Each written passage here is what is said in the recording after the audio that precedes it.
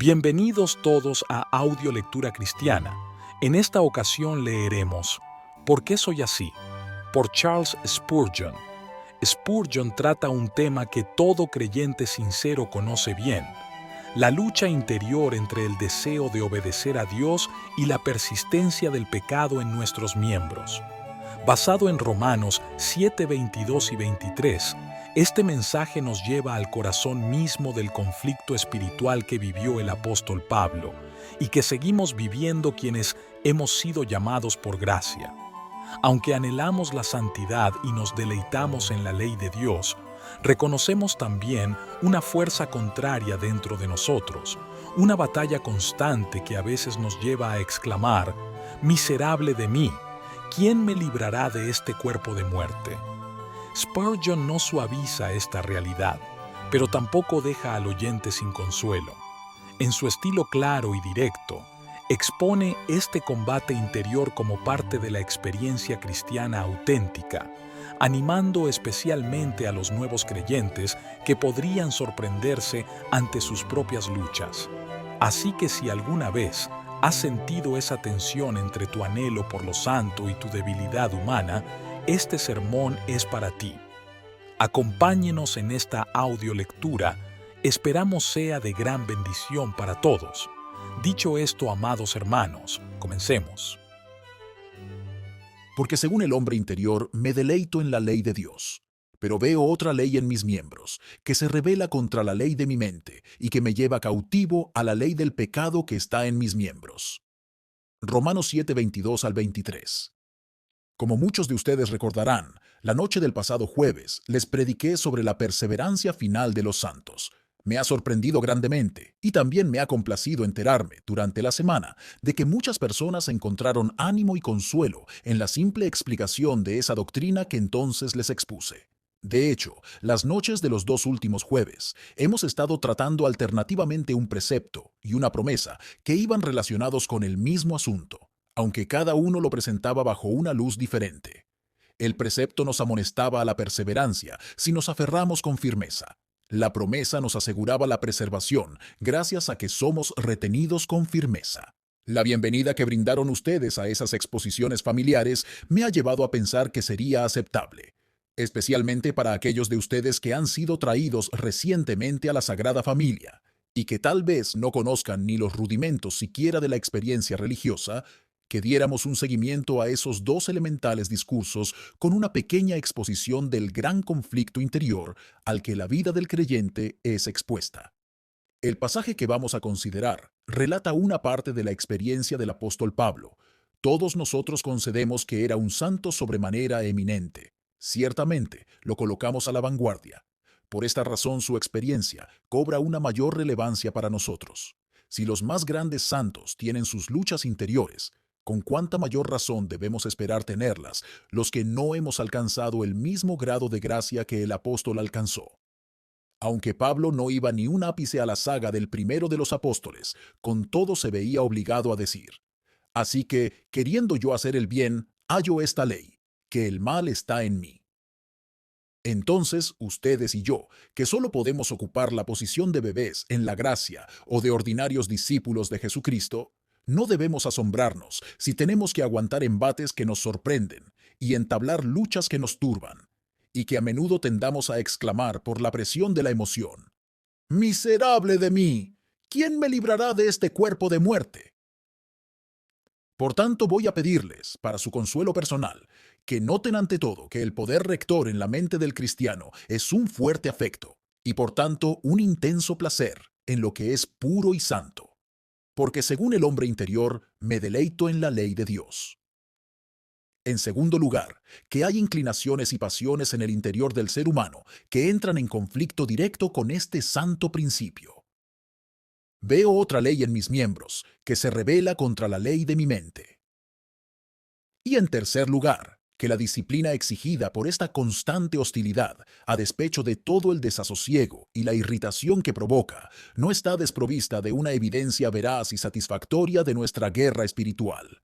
Gracias doy a Dios por Jesucristo Señor nuestro. Juan. Puede decirse de todo verdadero cristiano que el poder rector en él se deleita en la ley de Dios. La nueva naturaleza que Dios ha creado en cada creyente no puede pecar porque es nacida de Dios. Esta es una obra del Espíritu Santo y como tal es sin engaño, sin mancha e incorruptible. Somos hechos partícipes de la naturaleza divina. La divina naturaleza, en su parte comunicable, nos es dada cuando Dios nos hace renacer para una esperanza viva, por la resurrección de Jesucristo de los muertos. No somos engendrados de sangre, ni de voluntad de carne, ni de voluntad de varón, sino de Dios. Recibimos de Dios una nueva naturaleza al momento de nuestra regeneración. Esta nueva naturaleza, aunque es la menor, compele a la naturaleza mayor en nuestro interior a someterse a ella.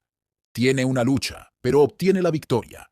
Este significativo augurio, el mayor servirá al menor, es abundantemente cumplido en el pequeño reino en el interior de nuestras almas. Sufre una prueba de prolongadas luchas antes de la plena subyugación. Tiene que enfrentar muchas asediantes rebeliones, pero a la larga, lo que es nacido del Espíritu vencerá a lo que es nacido de la carne, y la divina naturaleza que está en nuestro interior derrotará a la naturaleza sensual. El cristiano se deleita en la ley de Dios gracias a esa nueva naturaleza que ha sido implantada en él. No alberga ningún deseo de cambiar esa ley de ninguna manera. Cuando leemos los 10 mandamientos, nuestra conciencia aprueba las ordenanzas de Dios a la vez que reprueba nuestras propias deficiencias culpables. Sí, sentimos que únicamente Dios pudo haber preparado un código tan completo y perfecto. No desearíamos que se alterara ni una sola jota, o palabra, o sílaba de esa ley, aunque nos condene.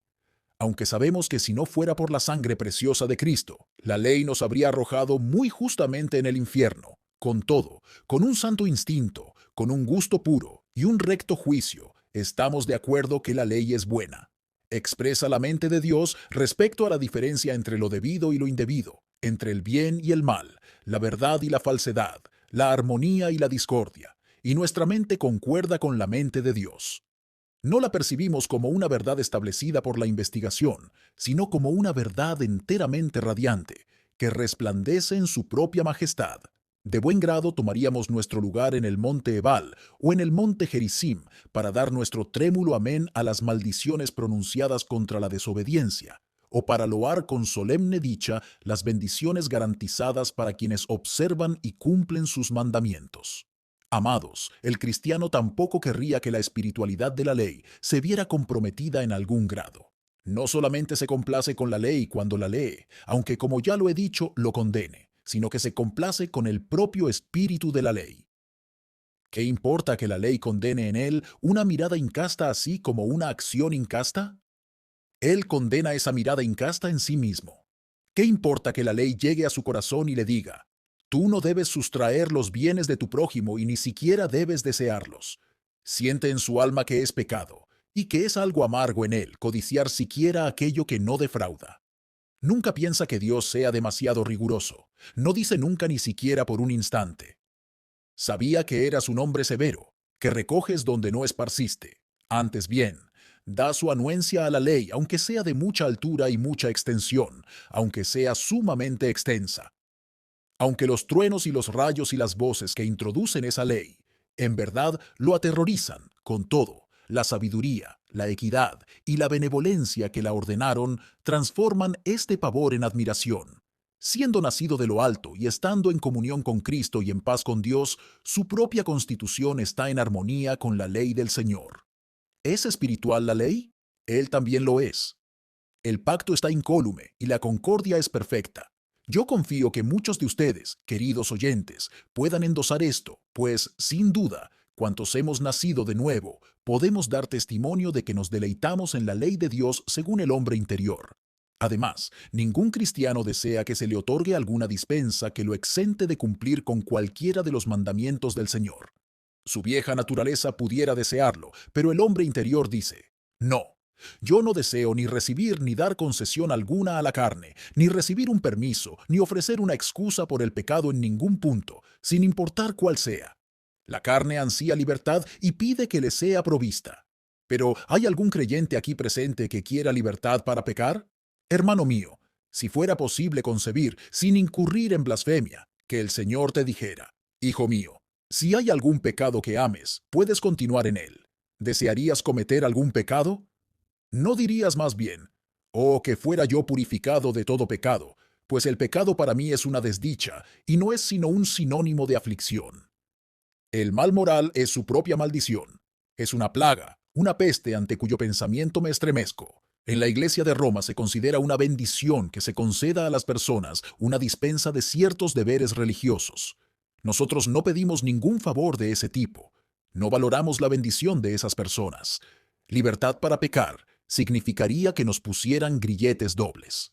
Una licencia para relajar nuestra obediencia a Cristo, aunque fuera por un instante, solo sería una licencia para abandonar los senderos de la luz y el camino de la paz, para descarriarnos por un tiempo en las tinieblas y el peligro e intercambiar el fulgor de la salud por una penosa perturbación y un dolor punzante. Hermanos, si son creyentes, yo estoy seguro de que nunca le han pedido permiso al Señor para transgredir sus estatutos, ni se lo pedirían jamás. Tal vez se permitieran hacer lo que no sabían que era pecaminoso en el momento. Tal vez hubiera en su corazón algún deseo por algo que era malo. Les concedo eso, pero en el instante en que descubre su culpabilidad, la naturaleza nacida de nuevo retrocede ante ello y se aparta. No podría hacer otra cosa. No puede pecar porque es nacida de Dios. La nueva naturaleza que está en ustedes tiembla ante el pecado. No es su elemento. No puede tolerarlo. En cambio, antes podías excederte en el pecado y complacerte en él, y beber de la iniquidad como si fuese agua. Tú no pides ninguna dispensa para poder escapar de la ley. Te deleitas en ella según el hombre interior. La naturaleza nacida de nuevo del cristiano desea también guardar laboriosamente la santa ley de acuerdo con la mente de Dios. Si se nos propusiera a cualquiera de nosotros que pudiéramos tener cualquier cosa que pidiéramos, si en una visión nocturna el Señor se nos apareciera y nos dijera, como le dijo a Salomón, pide lo que quieras que yo te dé, yo creo que ninguno de nosotros dudaría. No me puedo imaginar pidiendo riquezas u honor, y ni siquiera sabiduría, a menos que fuese una sabiduría de un orden mucho más excelso del que es estimado comúnmente entre los hijos de los hombres. Pero el don que yo creo que codiciaría por sobre toda otra bendición es la santidad, una santidad pura e inmaculada. Poseyendo ahora un interés en Cristo, sabiendo que mis pecados me han sido perdonados gracias a su nombre, la única cosa que deseo más allá de todas las demás es quedar perfectamente libre de pecado y llevar una vida inmaculada sin pecado de omisión o pecado de comisión. Ahora, cada cristiano que tiene ese deseo en el interior de su alma no estará satisfecho nunca mientras no cumpla ese deseo. Y esto demuestra que nos deleitamos en la ley de Dios según el hombre interior. Y no pasará mucho tiempo antes de que ese deseo se vea cumplido. Vamos, seremos semejantes a Él cuando le veamos tal como Él es.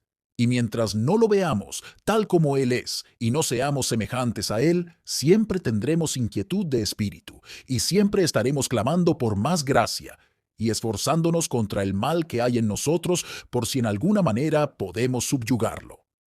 Oh sí, amados, en el hecho de que esto es lo que esperamos, que esto es por lo que oramos, que esto es por lo que luchamos, que esto es por lo que estaríamos dispuestos a morir, ser conformados enteramente a la mente y a la voluntad de Dios. Hay una evidencia de que vemos que la ley de Dios es buena y que nos deleitamos en ella según el hombre interior. Esto, sin embargo, queda comprobado para los espectadores de una manera más práctica, cuando el cristiano muestra que la vida de Dios lo está capacitando para vencer a muchos de los deseos de la carne y de la mente. Muy a menudo, mientras se esfuerza por ser santo, tiene que obligarse a una severa abnegación, pero lo hace con alegría. Por ejemplo, si sucediera en el negocio que si hiciera una trampa muy común en su actividad comercial, podría obtener una mayor ganancia. No lo haría si es cristiano. Siente que no puede cometer ese mal y pecar contra su Dios. O si el joven convertido descubriera que una pequeña divergencia del camino recto agradaría a la gente mundana con la que está obligado a asociarse, podría, tal vez, desviarse en su debilidad, pero si lo hiciera, la nueva vida en su interior nunca le facilitaría el camino. La vida interior, cuando está en su vigor, le hará decir, aunque pierda la buena voluntad de estas personas, he de servir a mi Dios y Señor. Debo renunciar a mi situación si se llegase a eso, antes que hacer lo malo. He de exponerme al peligro de perder incluso mi pan diario, antes que ser encontrado quebrantando deliberadamente un mandamiento de Cristo. No puedo hacerlo.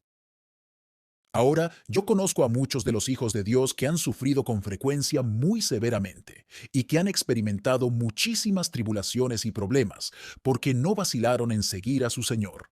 Esta es una de las evidencias de que se deleitan en la ley de Dios según el hombre interior.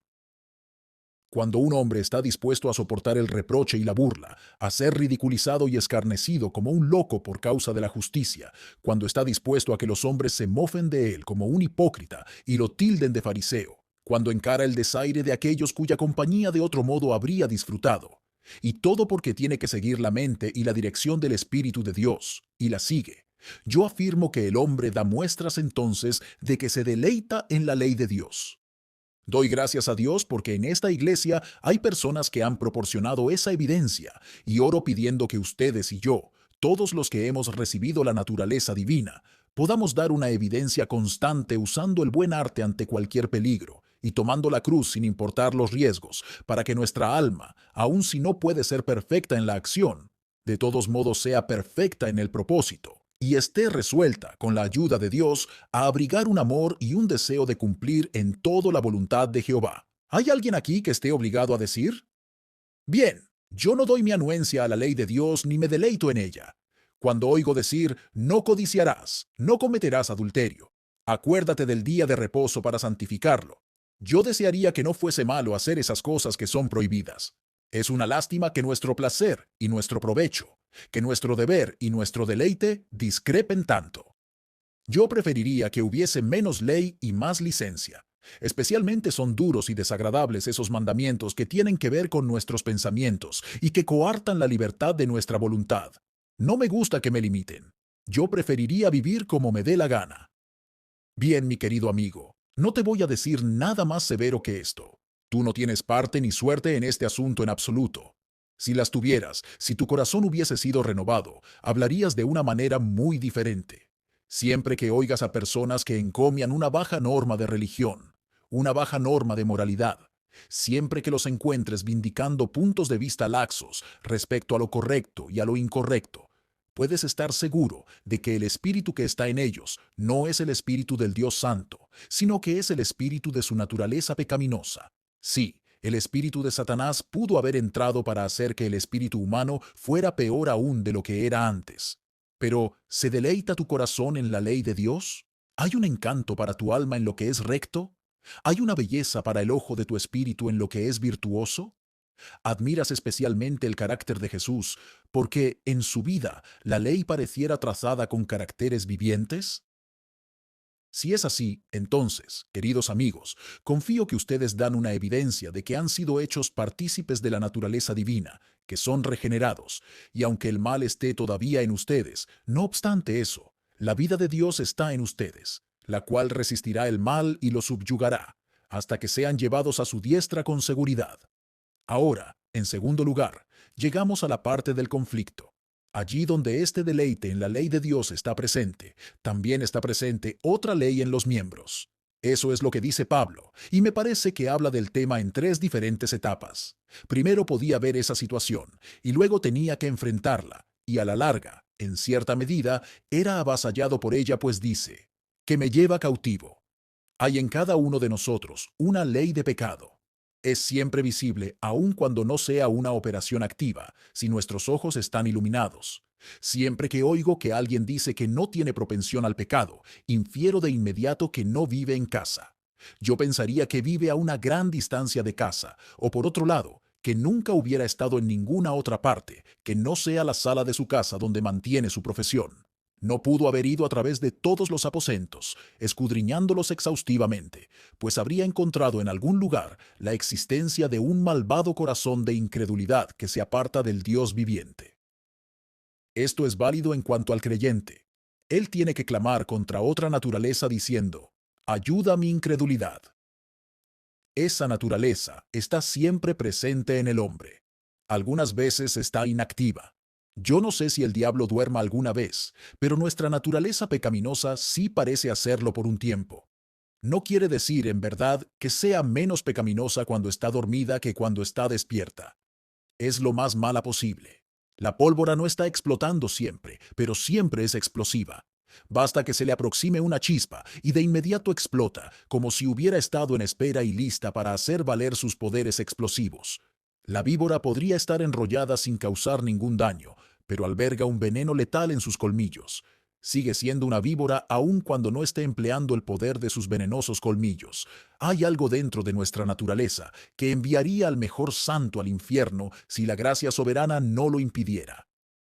Hay un pequeño infierno en el interior del corazón de todo hijo de Dios, y únicamente el grandioso Dios del cielo puede someter a ese malévolo pecado que mora en su interior.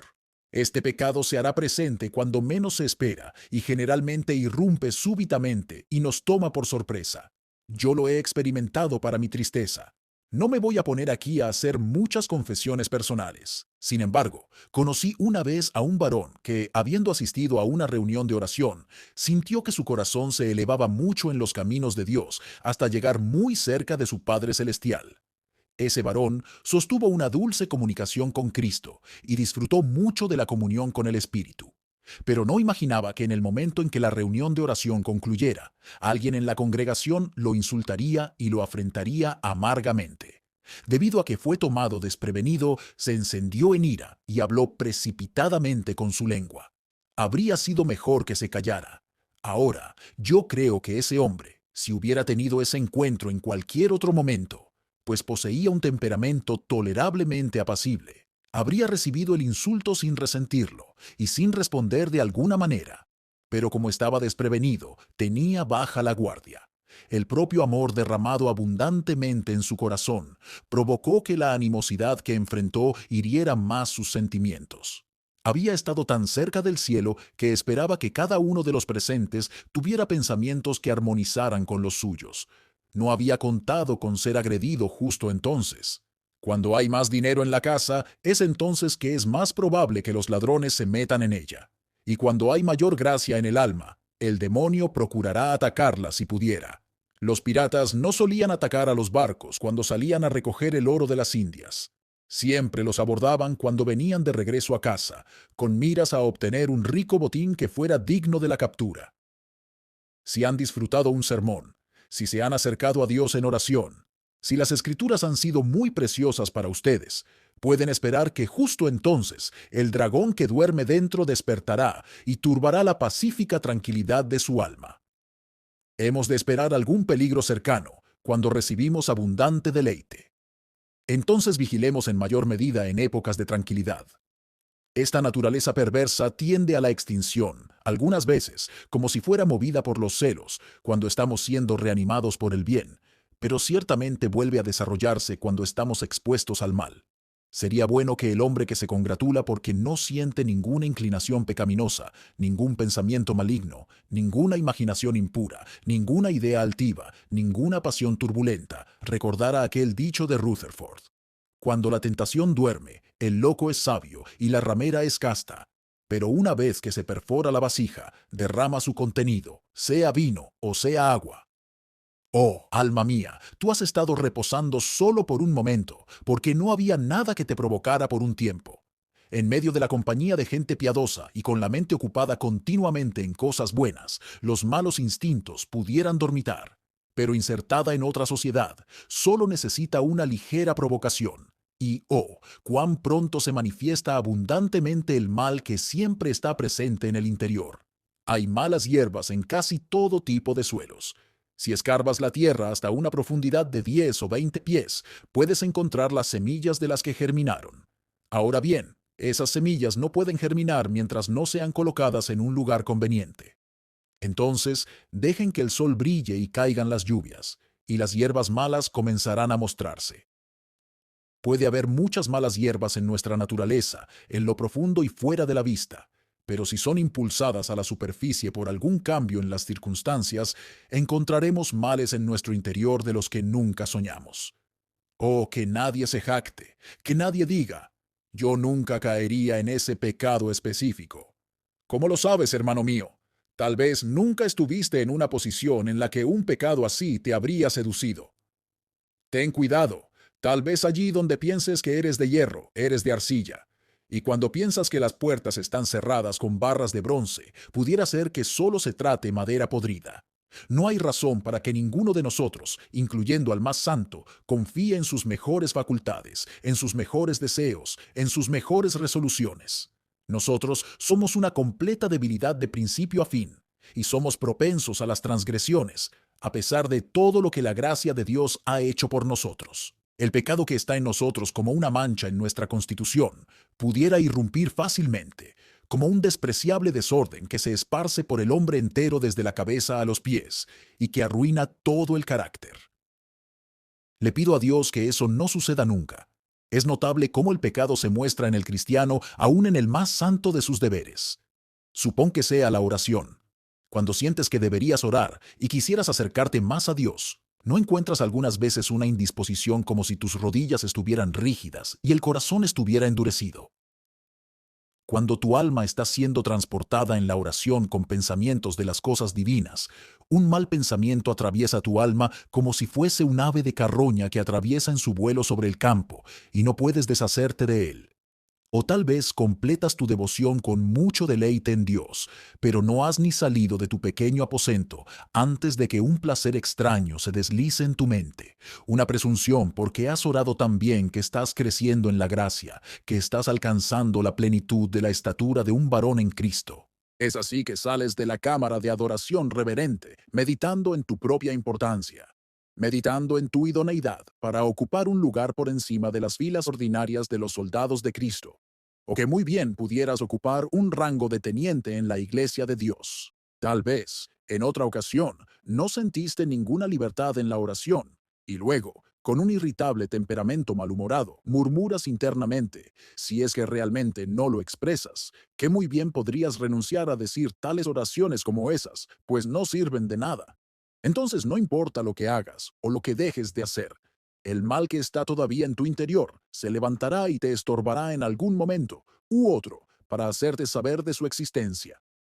Puedes atrancar la puerta y puedes imaginar que ningún ladrón entrará y comienzas a quitarte la ropa para retirarte a descansar, pero el ladrón ya se encuentra debajo de tu cama. Muchas personas han pensado, he atrancado la puerta para impedir la entrada de esas tentaciones. Y, he aquí, han estado ocultas en su alma como los ídolos que Raquel tomó y que escondió bajo la albarda de un camello. En algún lugar u otro, estaban escondidas donde no las había descubierto. Denlo por sentado, queridos amigos, y no lo duden. El apóstol Pablo lo vio, y ustedes podrían verlo también si se decidieran a mirar. Pablo dijo, veo otra ley en mis miembros. Y esta ley en sus miembros, sigue diciéndonos, se rebela contra la ley de mi mente.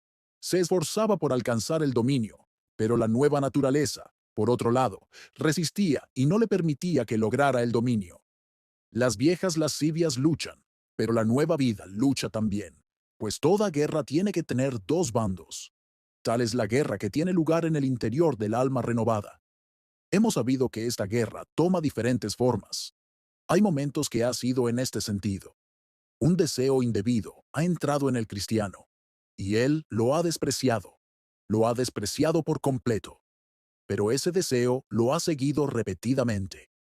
Ha clamado a Dios contra ese deseo, ha llorado por su causa, no lo ha consentido, teme que lo hubiera encontrado dulce y agradable para él por el momento, pero cuando ha tenido tiempo para la reflexión, tiembla ante el simple pensamiento de ceder ante la tentación. Y sin embargo, por la inquietud de su propia carne y por las represalias de Satanás, ese odioso deseo se presentará y volverá una y otra vez. Lo oirá aullando en pos de él como un sabueso que sigue a su presa, y algunas veces dará un salto y lo tomará por el cuello y lo derribará. Eso será todo lo que ese pobre hombre pueda hacer para mantener dominada a esa feroz tentación que ha surgido en su espíritu. Yo puedo dar testimonio de que tales guerras son unas ordalías muy terribles, pues algunas veces duran días y semanas y meses sin interrupción. Yo he conocido a cristianos juiciosos que han sido acosados con dudas que han surgido respecto a la inspiración de la Escritura, a la deidad de nuestro Señor Jesucristo, a la seguridad del pacto de gracia o a alguna otra doctrina fundamental de nuestra santísima fe. O incluso Pudiera ser que la tentación ha sido para proferir blasfemias que el creyente ha aborrecido desde lo más profundo de su alma. Con todo, entre más amargamente las haya detestado, más implacablemente lo han perseguido. Él quería echarlas fuera, pero regresaban con redoblada fuerza. ¿Es cierto? ¿Acaso es así? Pudiera suceder que un horrible sentimiento esté envuelto en un pulido epigrama, y luego perseguirá su memoria, y él se esforzará en vano para desalojarlo. De buen grado arrojaría el pensamiento y las palabras que visten al pensamiento al pozo del abismo. «Fuera de aquí, maldito espectro», exclamará, pero regresa como un fantasma de los propios crímenes de uno. ¿De dónde provienen estos males? ¿Pueden algunas veces ser rastreados hasta llegar a Satanás? Sí, pero más comúnmente, la tentación obtiene su fuerza así como su oportunidad, de los estados de la mente o de los hábitos a los cuales es propensa nuestra propia constitución. En el desempeño de los deberes públicos, cuando ejercitamos esforzadamente cada nervio para servir al Señor, podemos encontrarnos con varones cuyo temperamento actúa sobre nuestro temperamento para remover la bilis y hacernos pensar mal de aquellos a quienes nos sentimos inclinados a hacer el bien. En las apacibles sombras del retiro que los sabios buscan como un alivio de las distracciones de la sociedad, cuán extrañas fantasías y monstruosas locuras entran con frecuencia en el corazón y confunden el cerebro. Oh, es triste decirlo. En los caminos del estudio donde individuos juiciosos se proponen reverentemente indagar en los consejos de Dios, cuán frecuentemente han sido desviados de los caminos ya abiertos para invadir terrenos peligrosos, para perderse en laberintos y para abandonar las pisadas del rebaño. Y así han sido seducidos a volverse frívolos y arrogantes. En cualquier parte, en todas partes, tenemos el reto de luchar, y hemos de dar batalla en contra del pecado que nos asedia. Pero la guerra sostenida por esta naturaleza perversa no es siempre a través del continuo asedio del alma. A veces trata de tomarnos por asalto. Esta es una modalidad favorita de la guerra contra nuestro propio corazón corrupto. Cuando estamos desprevenidos, viene y nos ataca. Y como ya he dicho antes, somos propensos a estar desprevenidos cuando hemos sido conducidos aparte a lo alto del monte, cuando hemos estado cerca del Señor. En esa exaltada esfera de comunión, no hemos pensado en el demonio, y su existencia no se ha atravesado por nuestra mente. Pero cuando descendemos de nuevo a la llanura, pronto descubrimos que vive todavía, que todavía aflige a nuestros hermanos, que acecha todavía buscando atraparnos. Por esta causa, nuestra experiencia debería vivificar nuestra simpatía. Muchísimos cristianos han sido llevados por sorpresa al pecado por lo cual habían de ser grandemente culpados, pero por lo cual no debían ser condenados con tanta severidad por sus hermanos cristianos. Deberían condenar el pecado, pero deberían tener memoria de sí mismos, no vaya a ser que también sean tentados. Muchas personas han sido buenas porque no han tenido la oportunidad de ser malas, y yo creo que muchos cristianos profesantes se han mantenido porque el camino no era muy plano, y no se podía ganar mucho si cayeran. Nosotros no nos juzgamos los unos a los otros como Dios lo hace. Él conoce las debilidades de sus amados hijos, a la vez que no excusa sus pecados. Es demasiado puro y santo para hacerlo. Con todo, habiendo borrado sus pecados gracias a la expiación de Cristo Jesús, no los echa fuera ni los expulsa de la comunión, como algunas veces lo hace su gente con sus pobres hermanos, los cuales, después de todo, pudieran ser tan verdaderos hijos como ellos mismos lo son, y pudieran sentir tanto amor verdadero por su Padre. Cuando esta perversa naturaleza está combatiendo, se ríe de nuestras propias resoluciones y se burla de nuestros propios intentos de aplacarla. Ha de lucharse contra ella por gracia. Ningún otro brazo, excepto el brazo todopoderoso, puede vencer a nuestra corrupción natural. Como un leviatán se ríe de la lanza, la considera como madera podrida. No puedes atacar a un pecado asediante como desearías hacerlo. A veces te imaginas, lo voy a herir de muerte. Y en el mismo acto de herir a un pecado, estás llamando a otro para que entre en acción. Muchas personas han intentado vencer su propensión al desfallecimiento, pero han llegado a la presunción. Algunos han intentado ser menos profusos en sus gastos, pero se han vuelto tacaños. Algunos han dicho, no voy a ser más altivo, pero entonces se vuelven mezquinos. Yo he conocido a algunos que eran tan estrictos por la verdad, que se volvieron fanáticos y posteriormente se volvieron muy liberales y sostienen la verdad con una mano tan elástica que difícilmente se podría confiar en su constancia.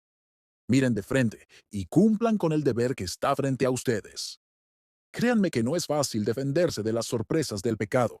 Es algo imposible, a menos que Dios, que fue quien creó la nueva naturaleza, venga en su rescate, la alimente con el pan del cielo, le dé agua de la roca eterna y la conduzca en su camino hacia la buena tierra donde nunca estarán presentes los cananeos y donde nuestra alma se dará un festín con leche y miel. No debo demorarme en este punto, sino que he de proseguir a considerar el siguiente. El apóstol dice que esta lucha lo llevó a la cautividad bajo la ley del pecado. ¿Qué quiere decir con eso? No creo que quiera decir que se descarrió hasta cometer abiertas inmoralidades flagrantes. Ningún observador pudiera haber notado alguna falta en el carácter del apóstol. Él podía verla dentro de sí, y veía manchas en su vida donde nosotros somos incapaces de detectarlas, y probablemente hacerlo era un hábito del apóstol. Cuando oigo que un buen hombre se lamenta por sus faltas, yo sé lo que el mundo dirá. Le tomarán la palabra y pensarán que él es como ellos. Mientras que si lo conocieras y observaras su vida y su conversación, si lo juzgaras imparcialmente, te verías compelido a decir de todo hombre piadoso que es como Job, perfecto y recto, temeroso de Dios y apartado del mal. Sin embargo, ese mismo individuo sería el primero en verse sus propias manchas, porque tiene más luz que los otros, porque tiene una idea más elevada que los otros de lo que es la santidad, y principalmente porque vive más cerca de Dios que los otros, y sabe que Dios es tan infinitamente santo que los cielos no son limpios delante de sus ojos, y que notó necedad en sus ángeles. Por tanto, todo aquel que se ve en el espejo de la ley, ve en sí mismo una inmundicia que nunca antes vio. Como dijo Job, de oídas te había oído, mas ahora mis ojos te ven. Por tanto me aborrezco y me arrepiento en polvo y ceniza. Pero yo creo que el apóstol no se estaba refiriendo aquí a los actos de un mal comportamiento ruin, que lo llevaran a la cautividad en lo que a él concernía.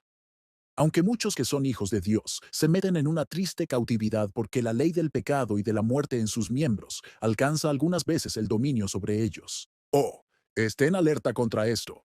Lloren por esto. Estaba a punto de decir. Luchen hasta la sangre contra esto. Hermanos, quienes han cometido graves pecados siendo hijos de Dios, si bien son salvos, han sido salvos, aunque así como por fuego. Y si ellos pudieran decirles cuántas veces fueron disciplinados, cuán duro fue el castigo, cómo fueron quebrantados sus propios huesos y cómo el Señor los hizo ver que Él odia el pecado en su propia familia, aún más que en cualquier otra parte. Si pudieran oírlos confesar cómo perdieron la luz de su rostro, cómo perdieron los goces, cómo perdieron el dulce sabor de las promesas. Oh, los haría decir, oh Dios, te pido que te dignes salvarme no solo al final, sino a lo largo de todo el camino. Sustenta mis pasos en tus caminos, para que mis pies no resbalen. Haz que corra por la senda de tus mandamientos.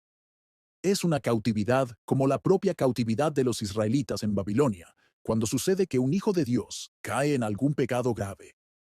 Pero mucho antes de llegar a ese extremo, y yo espero que en tu caso nunca llegues tan lejos, creo que esta ley de pecado nos lleva a la cautividad en otros sentidos. Mientras estás luchando y contendiendo contra el pecado innato, las dudas invadirán tu corazón. ¿Soy un hijo de Dios? De ser así, ¿por qué soy como soy? No puedo orar como quisiera.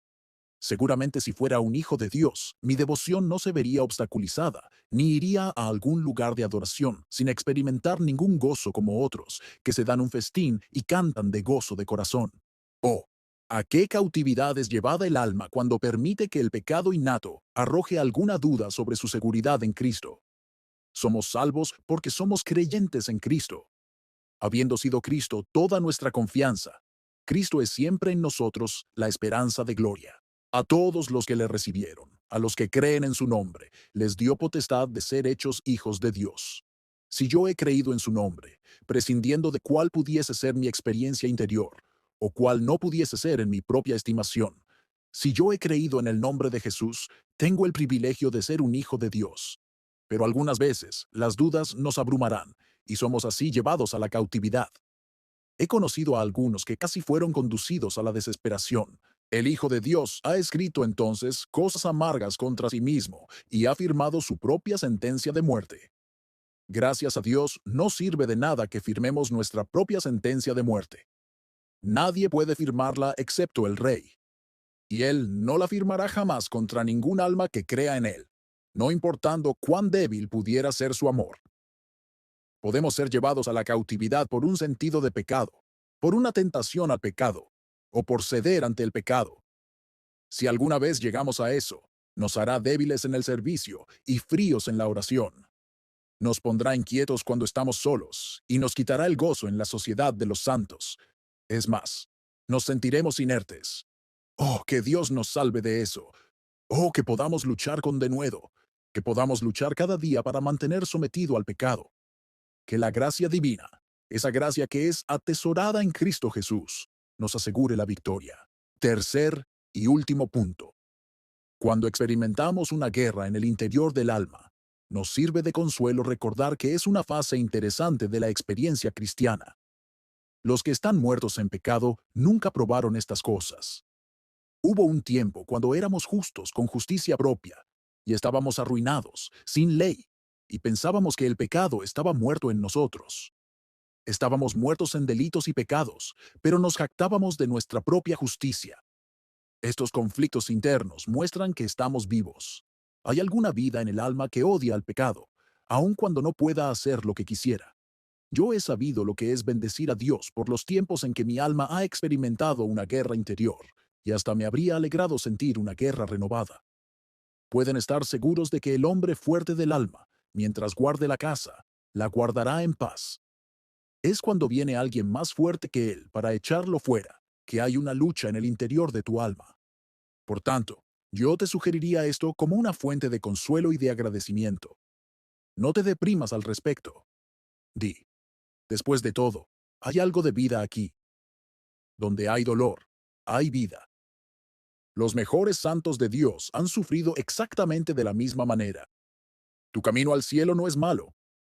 Algunos, lo sé, no están preocupados de manera importante, pero la mayoría de los santos de Dios tiene que soportar de fuera conflictos, de dentro, temores. Lean acerca de Martín Lutero.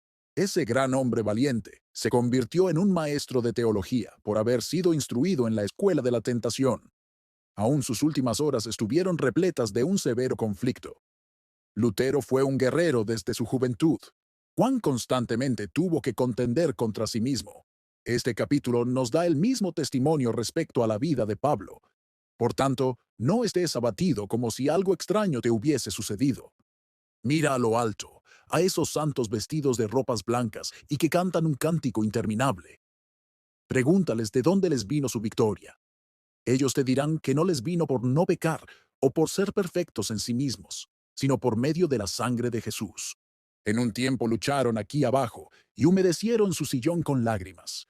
Lucharon duro, como nosotros ahora, con pecados y dudas y miedos. La más rica consolación proviene del último versículo del capítulo. Habiendo preguntado Pablo cómo sería liberado, responde a la pregunta con esto. Gracias doy a Dios, por Jesucristo Señor nuestro. Y llamará su nombre Jesús, porque Él salvará a su pueblo de sus pecados, no solo de la culpa de sus pecados, sino del poder de sus pecados. Cuán grande misericordia es que el Señor Jesús haya dado un golpe mortal a nuestro pecado. Le ha roto su cabeza, es un monstruo y posee inmensa vitalidad, pero es un monstruo derrengado, perniquebrado y con la cabeza rota. Helo ahí, yace siseando y escupiendo y contorsionándose con capacidad de hacernos mucho daño, pero aquel que lo ha herido lo golpeará repetidamente hasta que al fin se extinguirá por completo. Gracias a Dios no tiene la vitalidad suficiente para atravesar el río Jordán. Ningún deseo pecaminoso ha de nadar jamás en esa corriente. No son molestados allá con tendencias e inclinaciones a pecar, y cuando sean restaurados a sus cuerpos, y sus cuerpos resuciten, tendrán cuerpos que no son de carne. La carne y la sangre no pueden heredar el reino del cielo.